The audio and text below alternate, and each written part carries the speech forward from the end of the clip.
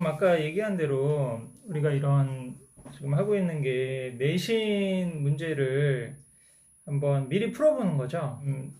시험이 자유학년제로 해서 중학교 1학년 때는 시험을 안 보거든요.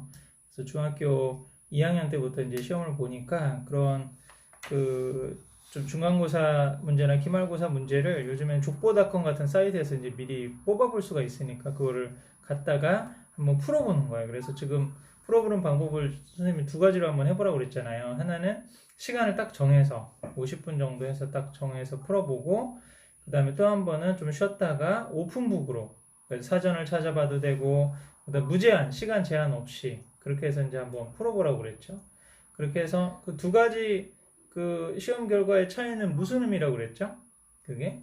어, 첫 번째 한 거는 지금 나의 현황이랑 두 번째 한 거는 내가 노력으로 발전시킬 수 있는 범위. 그렇죠.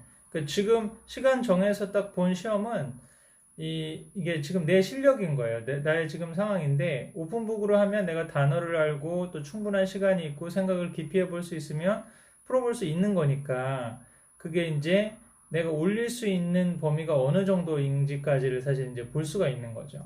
그래서 그런 부분을 지금 알아보는 거고, 공부머리 테스트, 공부 가능성 테스트라고 그러는데 그 영어로는 이게 feasible이라는 단어가 있어요. feasible, feasible이라는 단어가 가능성 있는, probable, possible 그런 뜻이거든요. 그 feasibility test라고 그래요. 타당성 조사. 내가 만약 1년 동안 이 시험을 목표로 해서 공부를 하면 어느 정도 올릴 수 있을까? 예를 들어서 우리 지금 시호가 뭐 그 변호사 시험 로스쿨을 한번 준비하고 싶다. 그럼 끝나고 나서 그럼 LET라고 하는 그 로스쿨 자격 시험 같은 게 있는데 그거를 내가 1년 동안 공부해서 한 몇 점이나 올려서 합격 가능한 점수에 도달할 수 있을까? 만약에 그게 100점 만점에 80점 이상 맞아야 된다 그러면 그것도 한번 뭐 대학교 때 내가 한번 그런 지금 말한 피저빌리티 테스트로 한번 해볼 수 있어요.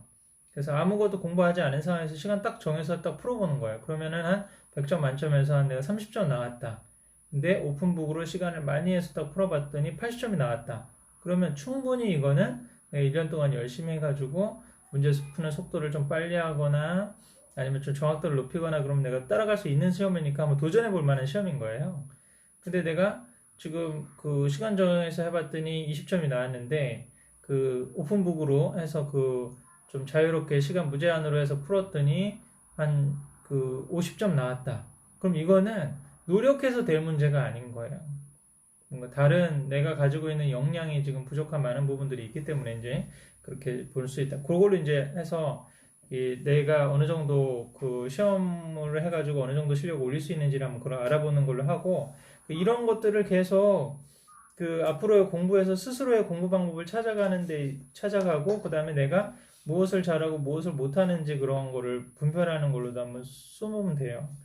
이런 거를 이제 무슨 능력을 기르는 거라고 그랬죠? 단순히 암기력이나 계산력 같은 거는 인지 능력이라고 그랬는데 인지 능력을 넘어서는 나만의 공부법을 찾아가는 능력을 교육 영어로 뭐라고 그런다고 그랬어요? 그걸 메타인지라고 그러고요. 메타가 이제 뛰어넘는다, 넘어선다, 뭐 그런 변화한다 그런 뜻인데, 그러니까 단순히 내가 공부하는 그거를 넘어서 그 메타인지 능력이 있어야 나의 공부 방법을 찾을 수 있고 내가 스스로 잘할 수 있는 전략들을 세울 수 있는 그런 힘들이 길러지는 거죠. 그래서 이제 지금 같이 한번 풀어봤는데 두 번째에서 틀린 문제 그거 중심으로 이제 같이 한번 해보고 있는 거죠. 그래서 지금 그 8번 문제를 해봤는데 이제 밑줄의 흐름에 들어갈 가장 알맞은 말은 뭐냐 뭐 그런 거를 지금 한번 해봤어요. 그랬던데 you know what 이라고 하는 거 이 문제를 풀기 위해서 이제 조금 전에 선생님이 설명했던 게 단순히 이거 해석만 한다고 지금 되는 문제가 아니라 출제 의도를 알아야 90점 이상 맞을 수 있다 그 얘기를 했잖아요. 그러니까 단순히 단어만 알면 5, 60점을 맞을 수 있다고 그러거든요. 근데 단어도 알고 근데 단어만 아는데 구문에 대한 이해가 없으면 6, 70점을 넘을 수가 없다고요. 근데 단어도 알고 구문을 아는데 배경 지식이 없으면 이게 어떤 맥락에서 나왔는지 배경 지식이 없으면 70에서 80점을 넘기가 힘들다고 그래요. 모든 사실 시험에서 이게 특히 영어나 국어 같은 이런 언어 영역 같은 시험에서는요. 근데 만약에 90점 이상을 안정적으로 맞기 위해서는 최상위권에 도달하기 위해서는 어떤 능력이 필요하냐면 출제 의도를 파악하는 능력이 필요해요. 이 문제는 왜 냈을까? 라고 하는 거를 볼 수 있는 능력이죠. 도대체 그 선생님이 이 문제를 낸 의도가 뭘까라고 하는 거를 파악할 수 있는 능력이 돼줘야지 사실은 90점 이상을 안정적으로 맞을 수 있다고 보거든요. 근데 여기서는 이 문제를 출제한 선생님의 의도가 뭐냐면은 대부분 이 중학교 문제 정도 수준을 내는 만약에 3, 40대, 20, 30대 선생님이다. 젊은 선생님이다. 그러면 요즘 최근에 영어 교육학의 주류가 뭐냐면은요. 의사소통 능력을 향상할 수 있는 영어 교육을 아이들한테 시켜야 된다라고 하는 게 굉장히 중요한 거예요. 다시 문법적인 거라든지 단어를 알고 뭐 그러는 게 아니라 의사소통 능력이 중요한데 의사소통에는 이제 세 가지 영역이 있다라고 그래요. 이거 영어 교육학에서 사실 배우는 거거든요. 그게 뭐냐면 첫 번째가 intent, 의도. 그다음에 두 번째가 expression, 표현. 그다음에 세 번째가 follow-up action이거든요. 가장 많이 얘기하는 게 이런 거예요. 어떤 A라는 사람이 이렇게 얘기했어요. See you later. 이렇게 얘기를 했더니 B가 when? 이렇게 물어봤다고 생각해 보세요. 그럼 이거는 의사소통이 된 거야, 아니에요? 안 된 거예요. 왜 안 된 거죠? See you later면 다음에 보자인데 언제 보자라고 물어보면 그게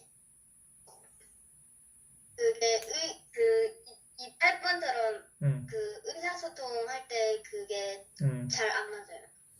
See you later라고 말하는 의도는 뭐냐면은 goodbye예요, goodbye. 안녕, 잘 가. 그런 의도로 말한 건데 표현이 그냥 see you later 그렇게 예의상 말한 거죠. 다음에 또 봅시다. 우리나라도 왜 그런 빈말 많이 하죠. 야, 언제 한번 만나면 밥이나 같이 먹자. 근데 이게 진짜 그럼 언제 먹을래? 바로 약속해. 뭐 이렇게 하면 굉장히 눈치 없는 사람 되는 거잖아요. 밥이나 같이 먹자. 그게 약간 형식적인 말이야. 진짜 밥 같이 먹자는 게 아니라 그럼 언제 다시 한번 만나요? 뭐 만나면 그때 한번 얘기해요. 뭐 이런 어떤 의도를 갖고 얘기한 건데 밥 먹자는 표현으로 그렇게 해버린 거죠. 우리나라의 문화상. 그쵸? 근데 마찬가지로 여기서 이제 see you later는 그냥 잘 가라는 뜻인데 다음에 봅시다. 그럼 언제요? 이건 눈치 없는 그런 거죠. 그 사람의 의도를 제대로 파악하지 못한 거잖아요.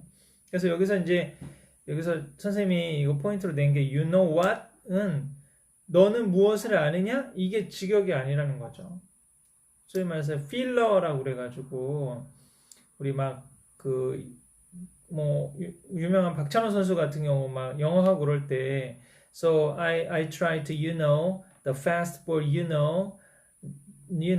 guys 뭐 이렇게 해가지고 자꾸 뭔가 중간중간에 왜 그러냐면 문장이 툭툭 끄게 되면은 이게 좀 어색하게 되잖아요. 그리고 우리가 실제로 대화할 때는 문장으로 된 거를 이렇게 쭉 이렇게 잘 체계적으로 읽는 게 아니에요. Last year I was a class leader. At that time I worked for my class and my friends. 이런 식으로 쭉 읽는 게 아니에요. 그쵸? 실질적으로 말하면 last year, I was a class leader. At that time, 뭐 이런 식으로 막 얘기하잖아요. 그러니까 중간중간에 자기 생각을 정리하는 필러 같은 게 있어요. 그 중에 하나 필러가 you know what? 인 거죠. 우리말로 이걸 해석을 하면 너는 그거를 알아? 라는 뜻이 아니라 있잖아. 그런 거죠. 근데 말이야. 그치. 근데 있잖아. 요 정도 되는 말인 거죠. 그래서 그런 말이 들어갈 때가 제일 맞는 게 얻은 거냐 이런 건데 이 문제는 우리 내신으로 들어가면은 이게 내신을 통째로 다 외우게 했을 가능성이 상당히 많아요. 교과서 대화 본문이 있고 이 다이얼로그 같은 경우는 의사소통 능력 같은 데 굉장히 중요한 부분이니까 통째로 다 외워라. 그리고 그거를 실제 막 내신 대비학원 같은 데서는 A4 용지 하나 주고 대화문 다이얼로그라든지 아니면 본문 같은 거 중요한 부분을 통째로 암기해서 다 쓰게 해요. 지금 빈칸책 만약 이거를 통째로 암기했다고 생각해 보세요. 그러면 이거 그냥 문제 보지도 않고 툭 찍어가지고 바로 이거 여기네 라고 알 수 있겠죠. 그런 수준인데 지금 우리 시원은 지금 내신을 배운 게 아니잖아요. 배운 게 아니고 그냥 한번 풀어본 거야. 그쵸? 어떻게 문제 나오나 그렇게 이제 보려고. 그래서 이걸 지금 우리가 교과서를 배우고 푼 게 아니기 때문에 그런 상황에서는 이 부분이 정확히 교과서 중에 어디에 들어가 있었는지를 찾기는 힘들고 또 문제의 완성도에 따라서 이게 완성도가 떨어지면 여기도 들어가도 되고 여기도 들어가도 되고 그런 경우가 생길 수가 있거든요. 그래서 이럴 때는 문제를 어떻게 풀어야 되냐면 아닌 거부터 제껴 나가는 거예요. 제일 아니라고 생각하는 것부터 제껴나가는 거예요. 이게 이제 모든 사실 문제풀이의 정석이죠. 이게 헷갈리는 게 많이 나올 수 있잖아요. 그러면 확실히 아니다라고 생각하는 것부터 지워나가고 가능성이 있는 두 개를 남긴 다음에 이게 더 자연스러울까, 이게 더 자연스러울까 이렇게 판단하는 거예요. 이것도 이제 사실은 이제 입시 체제 공부로 들어갔을 때 자기만의 공부 방법이라든지 문제 푸는 요령이라든지 이걸 기르는 방법이죠. 나는 이렇게 헷갈리는 문제, 약간 혼동이 올 수 있는 문제를 어떻게 그러면 확실히 아닌 것부터 우선 저기 해야지. 가능성이 있는 게 이것도 가능성이 있어 보이고 저것도 가능성이 있어 이런 식으로 그 생각을 하면 정말 헷갈려요. 그래서 선생님 같으면은 어떻게 지금 확실히 you know what은 필러니까 대화가 좀 어색하게 끊어질 만한 부분에 지금 들어가야 되는데 그러지 않고 확 다 연결이 돼 있는 부분 그렇게 돼 있는 부분부터 우선 잘라야죠. 그래서 만약에 지금 다시 보면 Let's join the green garden club. What do you think of it? 어떻게 생각하니? 라고 했더니 오케이 남았는데 you know what? 있잖아 오케이. 그게 좀 이상하잖아요. 오케이 이거 벌써 아닌 것 같아. 그죠? 오케이 I like growing vegetable. 나도 그 뭐 야채 키우는 게 좋아. 그랬더니 I like eating vegetable. 근데 나는 야채 키우는 게 좋다고 그랬는데 나는 야채 먹는 게 좋아.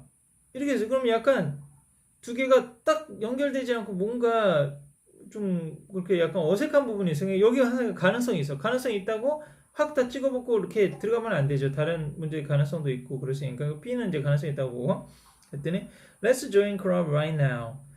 We can have our party with a fresh vegetable every month. 우리 신선한 야채로 매일 파티를 할 수 있잖아. 그랬더니 Great. 그렇게 제안했더니 좋아 라고 했는데 You know what? Great. 하기도 좀 그렇잖아요. 이 great이나 OK 같은 경우도 사실은 뭐 굳이 많이 생각을 해보면서 이렇게 할 말들은 아니잖아요. 그러니까 벌써 여기서 OK와 great은 확 떨어진다. 완전히 아니다라고 이제 지워놓고 들어갈 수 있는 거죠. The first party is on April 30. 초반 30일이야 그랬는데 I can wait for the party. 그랬더니 그때 못 기다리겠어. 근데 여기도 사실은 그러면 그 파티의 날짜가 30일이고 내가 못 기다리는데 시간적으로 이게 딱 연결이 돼 있기 때문에 이 부분에 중간에 뭔가 들어갈 게 사실은 별로 없는 거죠. 이게 그죠? 그래서 이거는 이제 영어 교육학적으로는 cohesion이라고 그래요. 그 coherence와 cohesion이 그 논리적인 문장을 만드는 데 굉장히 중요한 원리라고 그러는데 나중에 요거는 언제 한번 좀 깊이 있게 좀 공부를 해두면 그 영어 선생님들이 어떤 식으로 문제를 만들고 출제 의도를 어떻게 가져가는 걸 읽을 수 있는 방법이 있어요. 사실 이 코이런스와 코이즌이라는 걸 좀 자세히 공부를 해두면 그리고 일단 라이팅하고 그럴 때도 굉장히 도움이 되는 내용이거든요. 이 부분이. 그래서 그런 것도 한번 좀 생각해 볼 수 있는데 벌써 제꼈어요. 그렇죠? A하고 D하고 E는 지금 제낀 거고 B, C가 가능성이 있어요. 그럼 그걸 갖고 다시 한번 이제 다시 넣어보는 거예요. 클럽에 참석하는 게 어떠니? 그랬더니 I like growing vegetable. 나는 그 vegetable 기르는 거 좋아하는데 그랬더니 I like eating vegetable. 이게 이제 의심된다고 그랬잖아요. 근데 I like 나는 걔는 그 vegetable 키우는 거 좋아하는데 you know what? 근데 있잖아. 나는 이게 좋거든. 하면서 뭔가 좀 내용이 바뀌니까 이게 but however 뭐 이렇게 얘기하고 싶은데 완전히 직접 반대하면 너무 좀 예의가 없잖아요. No, but I like eating vegetable 이런 식으로 하면 너무 약간 무례하잖아요.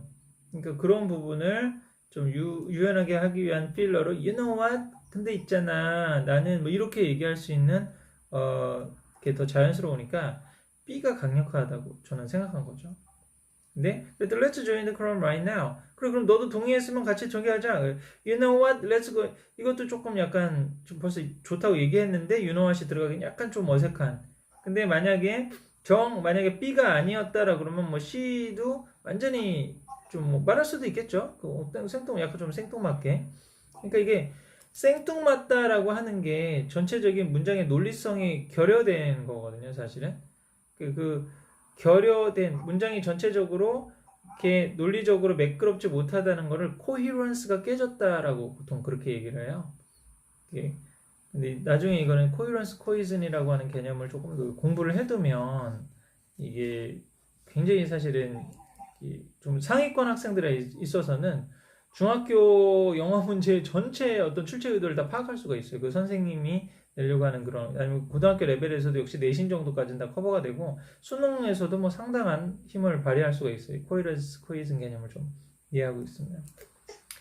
자, 그래서 사실 8번 문제 아주 좋은 문제예요. 코헤런스적인 문제이기도 하고, 또 이런 영어 선생님의 출제 의도는 커뮤니케이티브 컴피턴스가 있냐, 그 의사소통 능력을 알아볼 수 있는 필러의 중요성에 대해서 나는 출제했다. 이런 식으로 이제 사실 선생님들이 나중에 다 문제를 출제하고 난 다음에 이 영역은 뭐를 물어보는 영역인지, 그래서 아이의 어떤 능력을 측정하는 건지에 대해서 그렇게 다 쓰는 그런 칸들이 있거든요. 그게 이제 출제 의도인 거예요. 근데 만약 학생 입장에서 선생님이 어떤 거를 물어보기 위해서 이 문제를 냈다라는 것까지 파악하면 거의 이거는 90점 이상 무조건 맞는 거고 100점을 안 맞으면 이상한 거죠.